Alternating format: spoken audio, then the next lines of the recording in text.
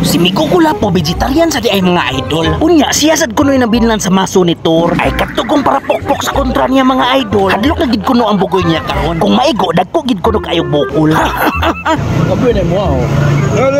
Si Miko Kulapo pinangga kayo nako mga idol. Kay lisod ba kay ni siya gutumon. Magwayag baya na siya mga idol. Delikado kayo ug kanang iyang gikuptan iyang ipangdukol. Pwede mo na idukol Miko. Oy Manoy Cristebe nganong bukog naman lang na puro gikuptan ni Miko Kulapo. Gidali-dali magkauning kupisod. Nadlok siya ug ang iyang kaubang mga plahub ug mga bot. Aw kung mapabadlong kanang iyang gikuptan iya ginang idukol gyud.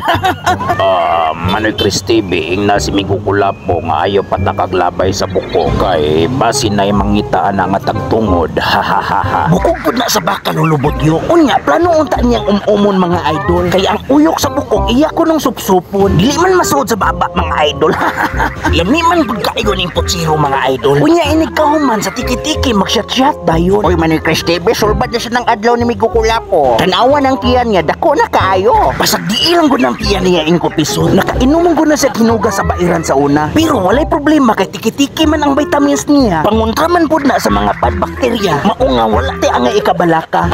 Manoy Cristebe kana si Miko Kulapo dili na namadutlag hugaw kanang iyang lawas na immune na sa mga bakterya. Kung imo nang ligoon masakit hinuon na siya.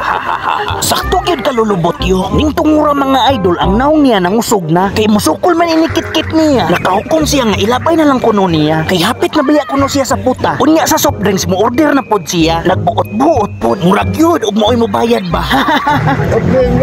Tanawa ra mo taas gyud ang sugar aning tawhana. Muuna gyud kamatay ang junior ani niya. Aw hinuon sad wala naman sad niya gamita. Dugay-dugay na gyud kuno nga wala siya karomansa. Unsaon dili man siya kibaw mo diskarte. Ihi na lang kuno'y nagpakilig niya. Nangar. Ay.